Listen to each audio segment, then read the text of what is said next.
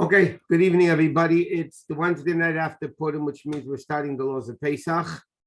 And as we know, we have 3 classes this week, next week, and the week after. This week, we're talking about basically getting the house ready for Pesach. Next week, hopefully, we'll talk about products if the lists are out. And the third week, we talk about the actual Seder and all the laws that you need to know on the first days of Pesach. Okay, so before we begin, we always give an introduction.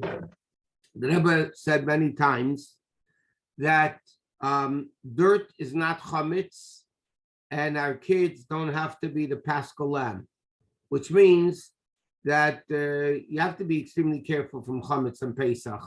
The Arizal says that whoever is careful, is extremely careful, from even a slight iota of chametz, is supposedly guaranteed that they won't sin a whole year. Chametz is very bad. Chametz symbolizes evil. Chametz symbolizes everything bad under the sun. So generally, people have to be very careful when it comes to chametz. People have to make sure there's no chametz. When it comes to the strictnesses of Pesach, generally speaking, as we know in halacha, there's no end to the strictnesses that somebody could be strict on Pesach. But we have to keep in mind a few major things, and that is as follows. Strictness of chametz, the observance of making sure there's no chametz in the house at all, is very good. But there are many things that are what's called chumras. They're stricter observances. They're not halachically demanded. People do them, and they're wonderful to be done, and they should be done. The difference is as follows. As we mention every year, and this is very important for people to keep in mind every year to be reminded of it. Anger, it says in Sfarim, in fact, before Pesach, everybody's uptight, everybody's stressed. People are more prone to anger. It says in Holy Sfarim that people before Pesach should be extremely careful when it comes before Pesach not to get angry. Anger is biblically forbidden according to all opinions. Chazal tell us anger is like worshiping idols, like we learned many times. So another thing is shalom bayis, that the husband and wife should, and the kids should get along as a family unit, is more important halachically, not only halachically, but even according to Chassidus and whatever you want, than many of the strict observances of Pesach. So therefore, it's utmost importance that the husband and wife should be on the same page. And if the husband and wife are on the same page, then automatically the kids will be on the same page. But when the husband and wife, one of them decides to be stricter and the other one decides to be less strict, and this one has a family that one wants to go to, but they're not as strict as the other one is, and all these wars, civil wars begin in the families, that is definitely worse than any possible stricter observance that somebody will have for Pesach. Okay, so people need to know that husbands and wives need to be on the same page. Generally speaking, according to halacha, the wife follows the husband's customs, whether they're more lenient or more strict. Okay, halachically, the wife follows the husband's customs. For instance, if an Ashkenazic woman marries a Sephardi man, and halachically she could eat rice on Pesach, because now she follows Sephardic tradition. If a Sephardic woman marries an Ashkenazic man, who Ashkenazic custom is not to eat rice, and she's not allowed to eat rice. That doesn't mean that you have to eat rice if the husband lets the wife or whatever, not eat, to be stricter in that, that's fine. But the main thing I'm emphasizing is everybody needs to be on the same page when it comes to the strictness of Pesach. If there's difference of opinions and you don't know what to do, then you need to go to a mashpia, you need to go to a rav, and you need to ask, this is the story, we both want to do what's right, what should we be doing? Okay, that is a very important thing to keep in mind before we even discuss what they're able to do for Pesach. Now, people should do what they're able to do, okay, what they're able to handle. Just because somebody who made you religious does certain things in their own personal home doesn't mean that you have to follow their what they do, what their customs are. Because a lot of things at Pesach, and I'm saying this as an introduction because it's important for all aspects of Pesach. When it comes to Pesach, there's something called tradition, really. The tradition is people do what their parents did, what their parents did, what their parents did. That's the way Pesach worked. Nowadays, with a lot of people who are Bali Tshuva, and if they would do their parents' minhag, they would be eating McDonald's at the Seder. Okay, not a Pesach, they can McDonald's. So, so we're not talking about that. So in that case, if people don't have the inborn tradition of both families together, don't forget, it's husband and wife, then they have to decide together with a mashpia, together with a Rav who knows them, to decide what should we be doing on Pesach on our level. Because what's going to happen is, if you're going to go above and beyond, one of the spouses is going to hate Pesach, the kids are going to hate Pesach, and that's not what we want. We want everybody to be part of the Pesach system. The Pesach, not only the Pesach Seder, the Yom Tov of the holiday, the Yom Tov of Pesach. And everybody needs to know what they can handle and what their tradition is, and so on and so forth. And these are very, very important things to understand. Now, let me just say, before we go into getting the kitchen ready and the house ready, there are certain things, by the way, that are people have strictness. So to give you an example, in many places, there was a custom, is a custom. If cutlery falls on the floor during Pesach, on a clean floor, they will not use it for the duration of Pesach. Okay, that is a chumrah, which is meant, it's a strictness mentioned in halacha, but it's what's called a wild chumrah. Because our floors are not like the olden day floors. The olden day floors were earth, with dirt, and who knows what dirt there was on the floor, and when it fell on the floor, you didn't know what was going on. But today, our floors are cleaner than who knows what.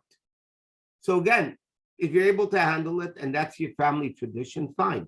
But if it's not your family tradition, and you don't know if you should keep that tradition, ask your mashpia, ask your Rav, if this is something you should be doing. Because I told many times, I had this story with a couple in LA, that the husband learned, they were Bali Tshuva, okay? And the husband learned from his teacher, and I don't know why in the world they teach him these things. His teacher told him that if something, they were beginning Bal Tshuvas, and they said that if the fork or the knife, the cutlery falls on the floor, you put it away until after Pesach, okay?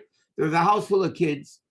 Basically, after a day or two, all the cutlery was on the floor already. Okay, so they put away the cutlery. No more cutlery. The husband put it all away. The husband tells the wife, I need you to invite guests. She said, I have no more cutlery. She says, I'll use plastic. He said, no, you're not using plastic. She said, but I don't have any cutlery. You put it all away already. What caused, by the way, factually, that happened with this couple, there was a bloody fight. Now, that's ridiculous. That is totally ridiculous, because that's not what's supposed to be. Okay? So that's them as an introduction. Now, people that are going away for Pesach have an obligation to do b'dikas chametz, depending where forget it. I'm going to discuss this at a different time. Let's just continue with getting the house ready for Pesach. Okay, generally speaking, it's best to have everything new for Pesach, conceptually. Because even when you kasher things, we really don't know, am I really kashering it 100% the way it should be? Because during Pesach, chametz is never nullified. That means we learned when we were learning on Wednesday nights the din of meat and milk. Meat and milk becomes nullified 1 in 60. treif and kosher becomes nullified 1 in 60. And before Pesach, chametz is also nullified 1 in 60. But during Pesach, during the 8 days of Pesach, chametz never becomes nullified, which means if 1 drop of chametz falls into 10 gallons of soup or Pesach food, and Pesach, the whole soup is not allowed to be eaten because it's never nullified, and there's chametz in there.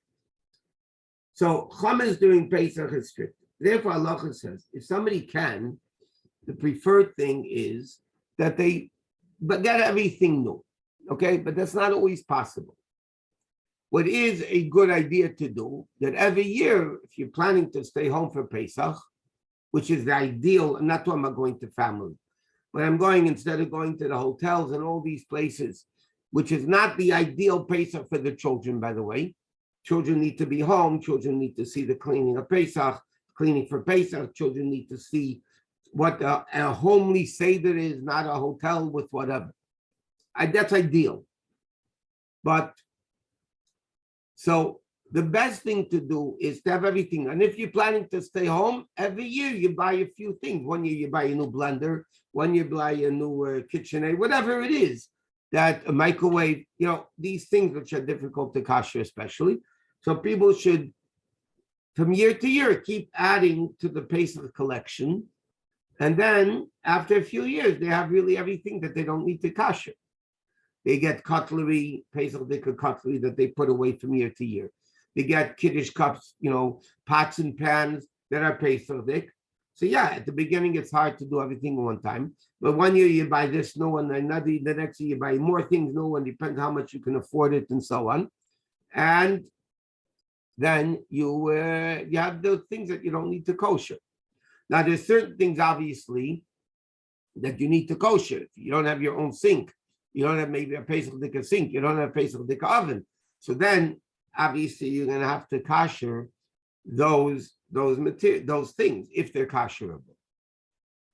Okay, so let's go a little bit through the kitchen like we do every year and discuss first the simpler things, so to speak, of what's kosherable and what's not kosherable. So there's 2 general concepts of kashering.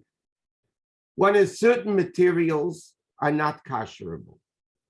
Okay, and now I'm going to mention a bunch of materials that are not kosherable for Pesach, so to speak. Okay, glass, plastic, any synthetic things. I'm talking Ashkenazic tradition now. Any synthetic materials are not kosherable for Pesach. Anything which is coated, any pots or pans that are coated, anything that has a coating to a Teflon or any other, the non-stick utensils are not kosherable for Pesach. Something which is not cleanable is not kosherable for Pesach. So something that has intricate designs that it's very difficult to clean out properly. So then the custom is you don't kosher those for Pesach.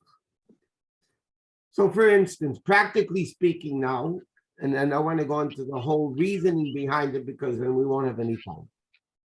Dishwashers cannot be kosher for Pesach. I'm talking on our standard, not the most strict standard. I'm going to say regular standards and the stricter standards. But even in the not very strict standard, you don't kosher dishwashers for Pesach. You don't kosher microwaves for Pesach. You don't kosher anything that's difficult. Certain materials, like we said, earthenware is not kosherable. Anything China is not kosherable for Pesach. So we need to understand what's kosherable and what's not kosherable. Another thing is anything that was used with cold does not necessarily have to be kosher. You need to ask a shaila what we could kosher, what we can't kosher. You need to know and ask questions like what is kosher, what materials are kosherable, and what materials are not kosherable. So, for instance, cutlery that's plain metal and doesn't have an intricate design is kasherable. But in order to kasher it, it has to be spotlessly cleaned. And not when you're kashering with the hot water process, that's called hagala, it cannot be used for 24 hours prior to the time you want to kasher it. If you're kashering with direct hot fire could be used even that day. As long as it's clean, then you can kasher. So let's just let's go through the kitchen and discuss what could be kasher, what can't be kasher, what needs to be kasher.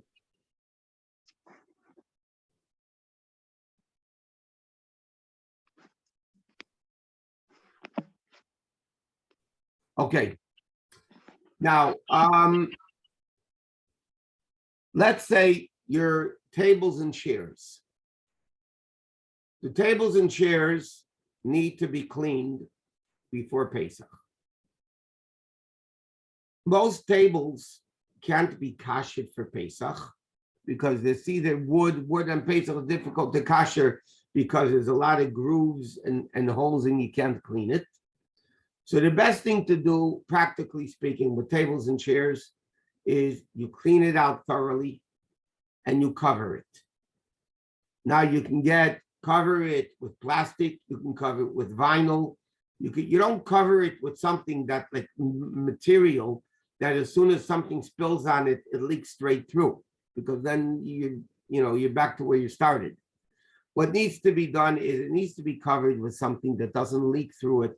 You can use vinyl, you can use heavy plastic, you can line it with a few layers of aluminum foil, and then you put your tablecloth on it, and that's fine. The same thing with chairs. Chairs need to be cleaned, okay? Baby's high chair. So obviously it's pretty filthy, so it needs to be spotlessly cleaned. It would be better, even though normally you don't put boiling hot food on a baby's high chair, but there's a possibility that, you might have done something. So then the best thing is, if you can get a new tray, to cover the tray with aluminum foil, or a few layers of aluminum foil or something, if possible. If not, if it's cold, you can use it, just make sure it's spotlessly cleaned. Your counters, the countertops in the kitchen. So it depends what material they are. If they're marble, granite, or stainless, okay. Now, marble and granite does not mean a marble composite or a granite composite. Those are not kasherable because it's ground up marble and granite and then it's mixed with cement. Cement is earthenware and that cannot be kasher. But if you have a slab of marble, a slab of granite, then halachically you can kasher it.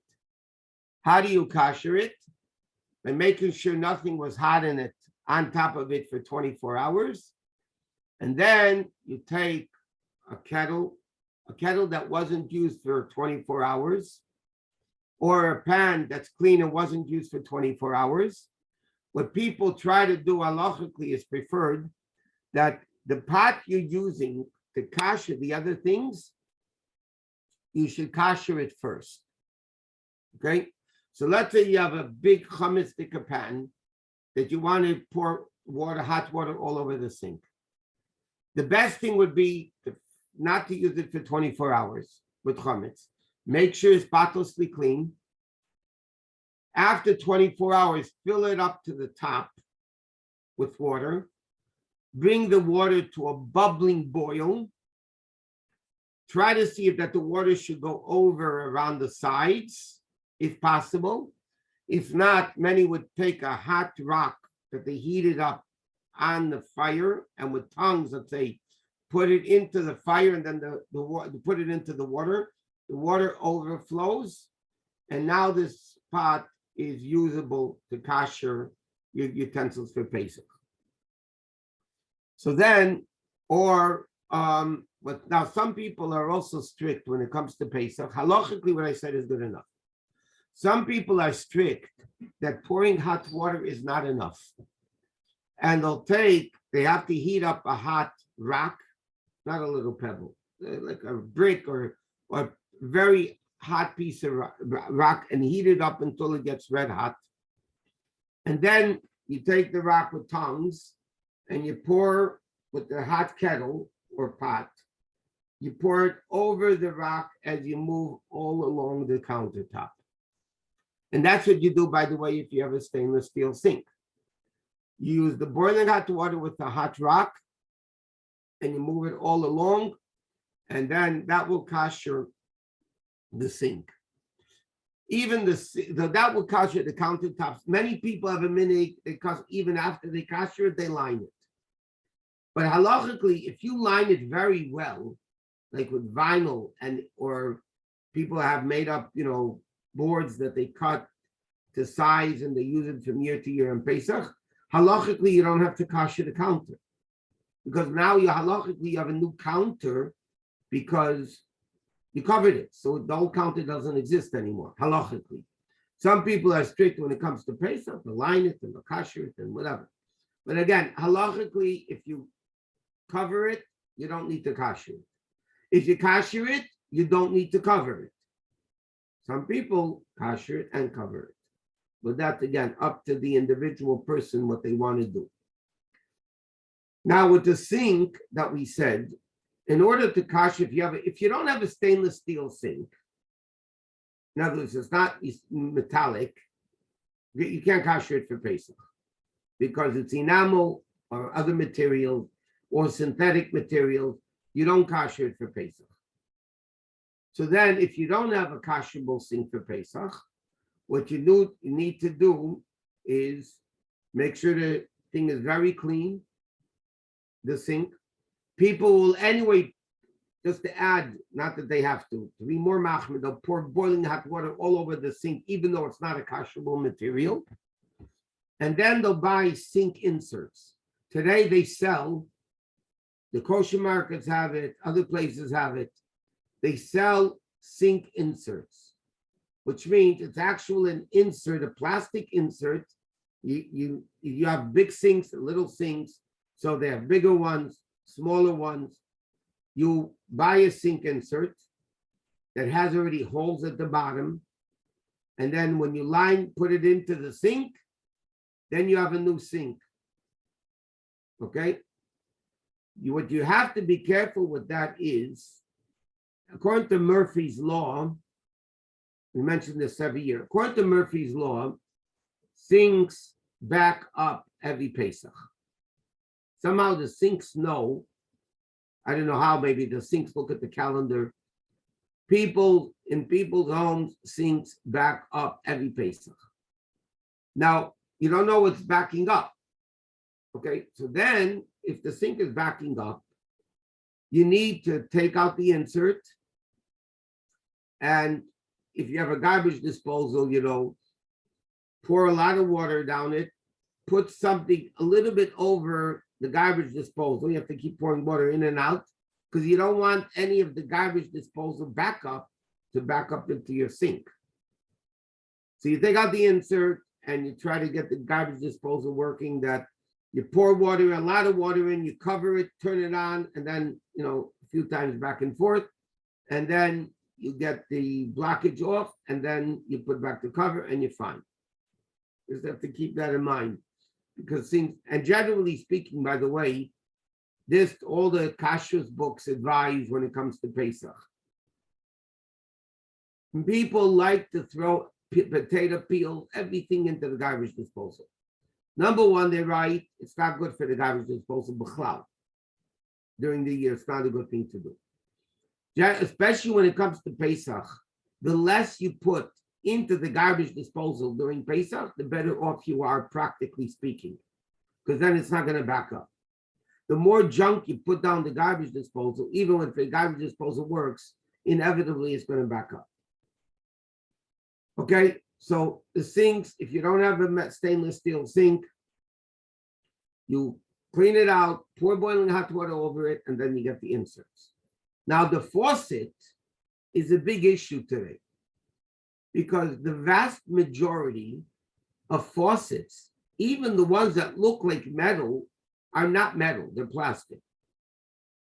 And we said plastic, we don't kasher for Pesach. So what do you do if you have a faucet? And again, today's faucets, like all the other appliances, are much more complicated than years ago. Years ago, it was a simple faucet. Today, they have pull-outs and this out and that in and that there, everything. It's much more complicated to use for Pesach and to kasher for Pesach. So the best thing is, if it's not metal, if it's metal, make sure it wasn't used for hot for 24 hours. Make sure it's clean, and then pour boiling hot water all over the faucet. That's if it's plastic. Even if it's metal and you kasher it that way, you should put a piece of cheesecloth, tie it with a rubber band, where the water comes out. The spout where the water comes out of the faucet, preferably should be covered with cheesecloth, which allows the water to come out, and you put a rubber band around it to make sure that it holds, and then that's even better because that area is really halachically difficult to kasher. But again, I'm going to say about the sink, and I'm going to come back to the faucet. If you have a stainless steel sink and you want to kasher it, some people will tell you to use a blowtorch.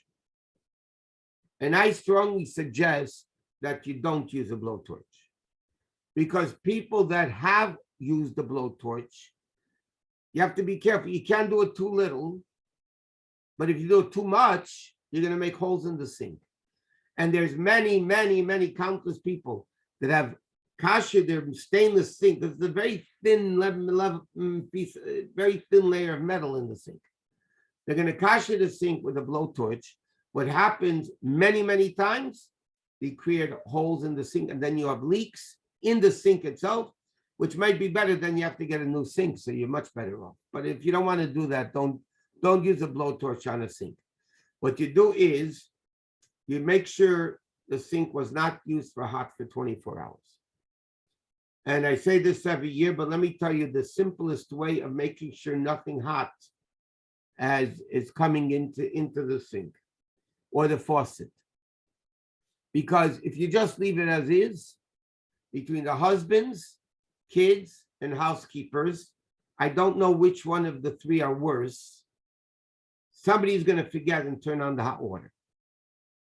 So the best way of making sure your sink wasn't used for 24 hours is to close the hot water underneath the sink.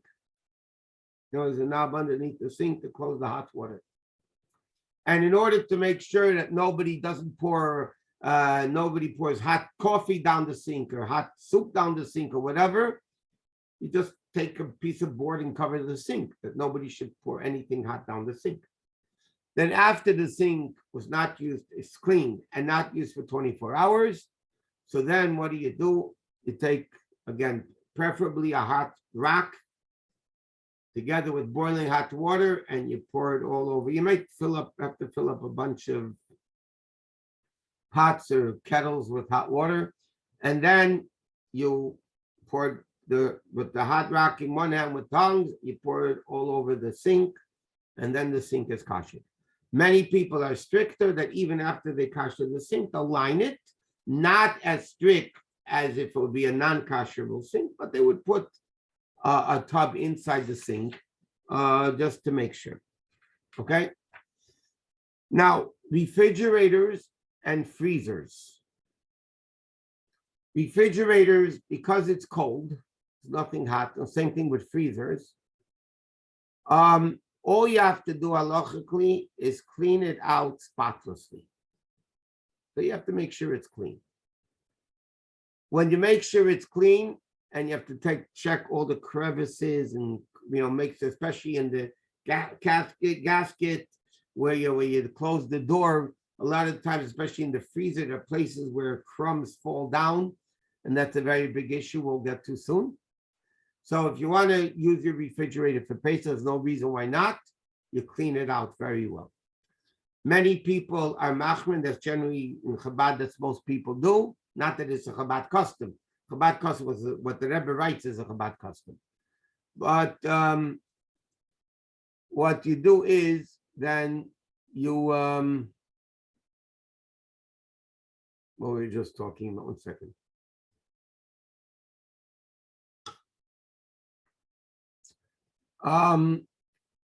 Okay, you pour over the water all over the sink and all over the faucets.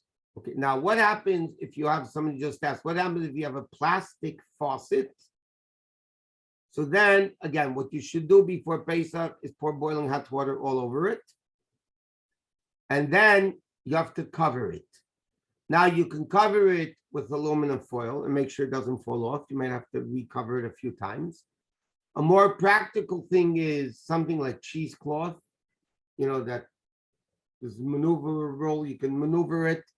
And then you just cover the faucet completely with something. Oh, I know we're talking about refrigerators. Yeah, thank you. But I wanted to finish this point about the faucet because somebody asked that. Thank you. But the faucet, you should line, if you don't have it, if it's not metal, you have to line it completely because that's mamish hot and it comes in contact with hot water and hot chametz during the year. The refrigerators, like we said, you clean it out spotlessly. Our custom is also to line the shelves. Okay, that's the custom. Some people line even the walls, that's not necessary, especially if the food itself is not touching the walls. And if you clean it out well, that's enough. The same thing with the freezer. The freezer is, you have to clean it out, make sure there's no chametz things in there, and then you can use it for Pesach. Now, we've mentioned many times in the past that there are opinions that say that if you want to use half the freezer for cover it, and it's better not to do that. By the way, many poskim hold you shouldn't do that. And the freezer should be kept completely Pesach.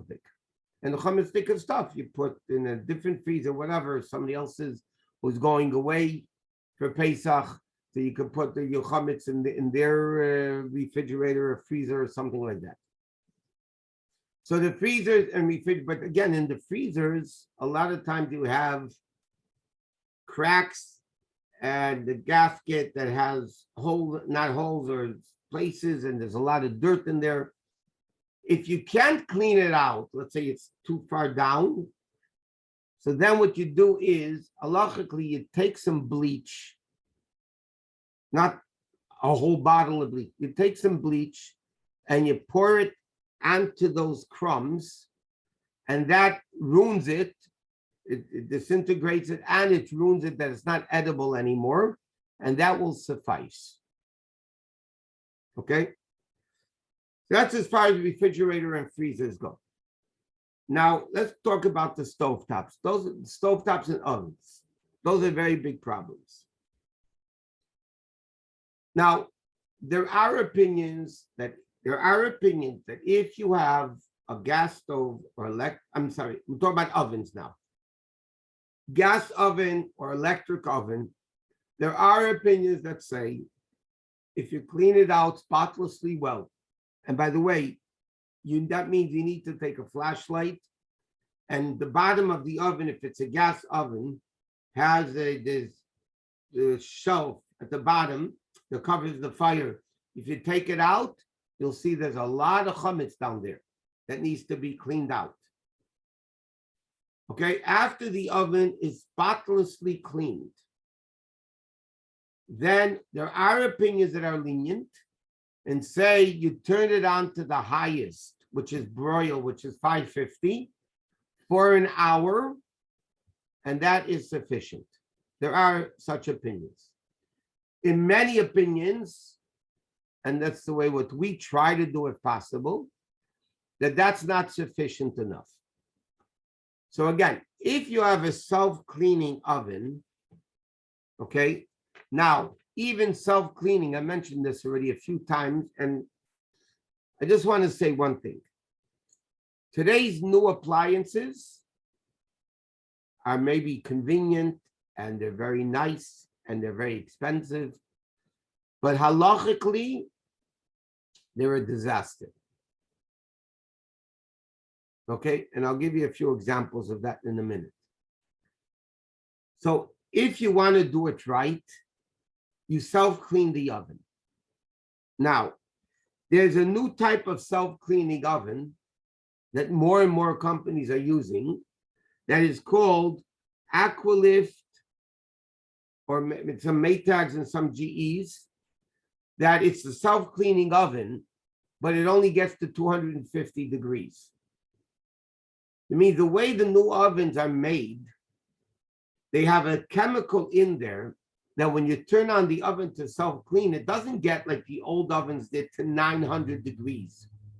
The old self-cleaning ovens actually went up to 900 degrees. And when they went up to 900 degrees, that was what's called Libun Gomor. It made it red hot, which is a good kashering. The new self-cleaning ovens, because they only get up to 250 degrees, and it's not what's called Libun Gomor. It's not the real proper way of kashering. So then you're going to have issues. Then again, you're going to have to rely on the other opinion of turning it on to the highest of 550. And then suffice with that if you want to. So again, if somebody, by the way, is only kashering it by turning on to the highest, I would suggest as follows. If you want to rely on that opinion, you should line the shelves of the oven with aluminum foil, heavy-duty aluminum foil. Make holes in the shell, in the aluminum foil, a lot of holes for the heat, to go through it. And then you make sure that the pans don't touch the walls of the oven when you put them in, then it's okay. In other words, if you don't have a self-cleaning oven and you want to rely on the more lenient opinions that cleaning it out and turning it on to broil 550 for an hour is enough, then I would suggest you line the shelves with aluminum foil, make holes in them, and when you put in the food, just try to make sure that it doesn't touch the walls of the oven. If it does, it's still not going to be a problem, but that's the way to go. If you have a self-cleaning oven, you leave the racks in, you leave everything in, even though they tell you not to. You leave everything in. You can even take, if you have a gas stove top, okay, with the grates, you take those also and put them into the self-cleaning oven. Her doing it once, it's not going to hurt them anyway. You put the grates in, you put every part of the top of the gas stove that you can put into the oven, into the self-cleaning oven. You put it into the self-cleaning oven. And then you turn on the self-cleaning oven for approximately 3 hours. And then the oven is kosher. People that are strict, well, that is good for the inside of the oven. Okay, then you don't have to do anything inside the oven. But for the door does not get up to that 900 degree heat. So what you should do, if you're using even a self-cleaning oven, it's preferred you take heavy-duty aluminum foil, maybe a few layers, you cover the whole door, and practical suggestion, you wrap it out on the outside of the door, because otherwise, if you don't do that, every time you open and close the door, the aluminum foil is going to fall off. What you do is you line the door with aluminum foil, and then when you line the door with aluminum foil, you extend it that it actually goes around to the outside of the door, and then you tape it to the outside of the door, and then you make it in a way that every time you open and close the door, oven door, nothing happens to the aluminum foil. That's the best way of doing it. If you have an electric oven, it's the same thing, but what we just said. If you have an electric stove top, but I'm not talking about the glass top, you have a regular old-fashioned electric coil oven, a stove top, you clean it out, you turn it on to the highest, it gets red hot, you leave it on for 5-10 minutes after it gets red hot, and then it's kosher. The area between the burners, okay, if you have, let's say, 4 burners or 6 burners, whatever, the stovetop itself, if it's metal, you can put like a blech, a piece of metal, turn on the fires, and that whole thing will get very hot. That's good. But if it's not metal, it's a porcelain or enamel stovetop, so then you need to line that with heavy-duty aluminum foil because that's not a kosherable material. And chametz has been there the entire year. Now, the glass stovetops, which are very, very nice, practical, they're halachic disasters. Because the whole top is glass, and we said normally we don't kasher glass for Pesach. Sephardim do it, don't have to, but Ashkenazic circles, we're generally machmer. The Ashkenazic world is strict of not kashering glass for Pesach.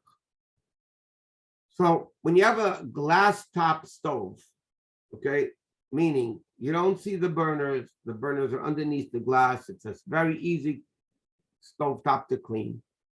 The problem is, how do you kasher that for Pesach?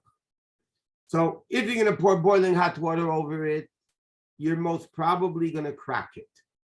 And then you'll have to get a new one. By the way, if you could change the stovetop for Pesach, would be great and have one Pesach that go 1 year round. But if you can't, so there's a number of things that they say you could do. There's another issue with the glass stovetops. The fire, when you turn on the fire, which is underneath the glass top, you could turn it on and it's going to burn itself out. Okay, so many people say that kosher. Okay. The problem is that fire area is smaller than the pot. The pot extends beyond that fire area. So again, when you put down a pot, it's not only touching the fire that you kasher, it's extending beyond it. So what do you need to do? What you need to do is, whenever you put down a pot, make sure there's aluminum foil around the area of the fire, that the pot rests on the fire area and on the aluminum foil, that it's not touching the actual stove top. That's the way it needs to be done. I just want to mention another thing. If you live in the big cities, all big cities have a kashering, one shul, two shuls, have a kashering day before Pesach, where you could bring anything that's metal or kasherable to them. They have these massive utensils, massive fires, and they kasher it for you, and it's much easier and more practical, and they probably do it right. Another thing is like this. What do you do with your cabinets? You have cabinets where you keep your, like pantries, where you keep your chametz food. Okay, so you have like this. You can, if it's just where you kept your dishes, so there's no chametz there. So all you do is you take out your chametz dishes, just wipe it down, make sure it's clean, and then you can put your Pesach dishes in there. If it's a pantry where you actually kept food, but everything's cold, so again, it's just more probable that boxes opened up or there's bags that tore. So again, halachically, all you have to do is, because it's all cold, you clean off the shelf properly, make sure there's no chametz there, and then you could put your Pesach foods there. You really don't have to do anything more than that. Some people line the shelf, but again, halachically, you don't have to do that. I'm just trying to think. Does anybody have any questions about anything else about kashering before we move on? Do you need to put oil down for a gas burner? Aluminum foil and the gas burner? Around the burner area, underneath the grates. Underneath the grates, some people do, but if halachically, if you clean it out well, okay, and because nothing is touching that, then it's fine. Some people will just cover with aluminum foil just to play it safe, but halachically you wouldn't have to. Okay, thank you. What about the cook fan above the stovetop? Okay. I have a question. I have a question. 1 second. Okay, one at a time. There was the fan above the stove, the exhaust as it's called. That really is a major issue because the exhaust is taking out a lot of the steam, which basically has chametz. So what people do, many people will just, for Pesach, not use the exhaust fan. And they'll, before Pesach, try to clean it out the best they can. They'll put something like, say, just aluminum foil, something just to cover it. You know what I mean? That it shouldn't be, that nothing should come back down when the steam goes up. Okay, how to kasher the grates and the gas stove top to mention before. The best thing if you have a self-cleaning oven is to put it in. But if you didn't, then you take the gas grates, okay? Now, when you have a gas grate, the fire comes out in the middle, as everybody knows. So yeah, if you turn on the fire is not really hitting the side metal of the grate. So the best thing to do is take the grate, take a quarter of it, let's say at a time, put it directly on top of the fire area. You could do all 4 burners at the same time. You turn on the fire, okay, leave it there for about 5-10 minutes. Then obviously with tongs or something, move it to the next quarter for 5-10 minutes, the next quarter and the next quarter. So then you basically covered it all. The best thing obviously would be to put it into a self-cleaning oven if you can. But if you can't, that's what you do with the gas stove because it doesn't turn red hot. I mean, if you do it that way for 10 minutes, it does turn red hot. How do I have a question. Oh, sorry. 1 second. How do I kosher cutlery that was used incorrectly? I stored the kosher. I mean, we're talking about Pesach now. I don't want to. Then you have to kosher it. You have to kosher in a pot that wasn't used for 24 hours. And like we said before, after the water is bubbling, boiling, it has to be what's called a bubbling boil. There's an English word for it, whatever. And then you put the stuff in one at a time. You leave it in there for about 10 seconds, and then you take it out and rinse it under cold water. That's the custom. After you kasher something with hot water, you rinse it in cold water afterwards. If you didn't do it, it's also fine. But you have to be careful because when you put things in the boiling hot water, bubbling boil, so then it cools down the water. So you have to wait until it reboils. That's what I'm saying. If you take it to these places that do the kashering, you're much better off because they have massive fires, massive pots, and it's actually much easier that way for them. I have a quick question about the faucet.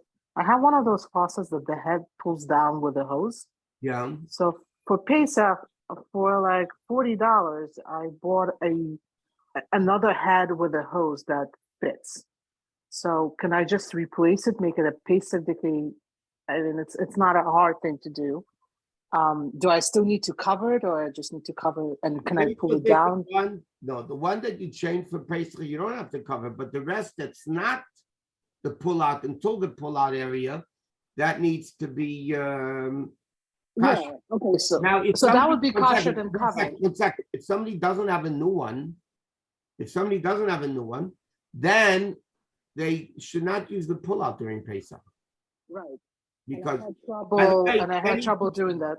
Because chicks as kids, everybody pulls on it even though it's taped. Okay, I know that. Many people were very machman. They got new faucets for Pesach. And then you have to call a plumber, and the plumber had to change the unless you know what to do yourself. Now, which means as follows. To take things apart, everybody knows. The complicated part is putting it back together in a way that works. Okay, that's the hard part. You know, everybody knows how to take something apart, but the problem is after you take it apart, that's good, but how do you redo it? But by the way, there was a time we did it, and the plumber told me that, by the way, I just want you to know, every time you do it, you're ruining the whole system of the faucet area because you're loosening things, and then you're not going to be able to. It's not going to work well. So then you have to do what you want to do. But if you don't have a sub, can you put on diet temp for more than an hour to be acceptable based on Chabad standards? I mentioned before, there's no Chabad standards with this. Most Chabad people would not rely on it by itself. I told you, if you can't self-clean the oven, they would line the shelves with heavy-duty aluminum foil, making holes in the shelves. And then they would make sure that the pots do not touch the walls of the oven, the side of the oven.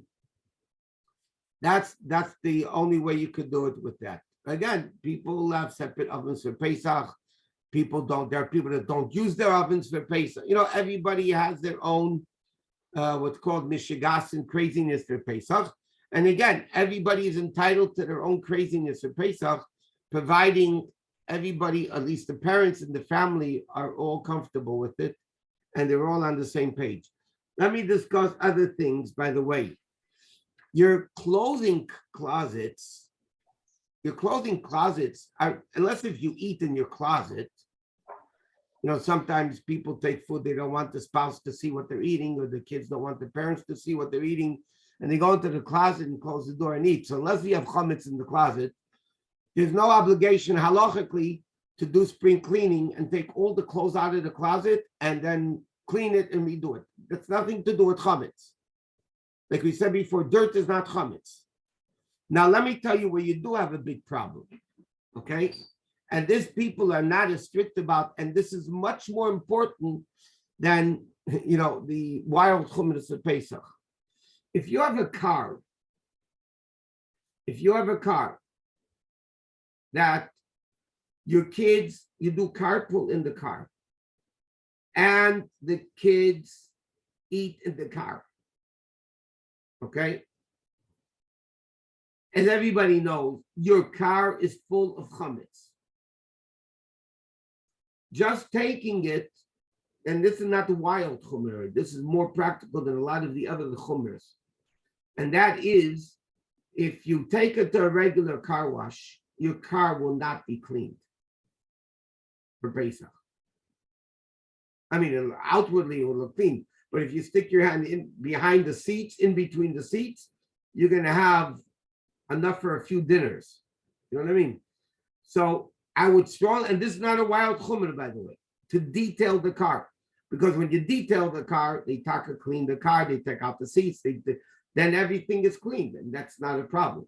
If somebody doesn't want to use their car, it'll offer Pesach, and they want to sell the car with the chametz and not use it for Pesach, then they could do that too. They could sell it with the chametz. The rooms you're selling to the guy for Pesach, you know, where you're going to have your chametz, you don't need to clean halachically. And again, that's what I mentioned all the way at the beginning. We're not talking about dirt. We're talking about things of chametz. Okay.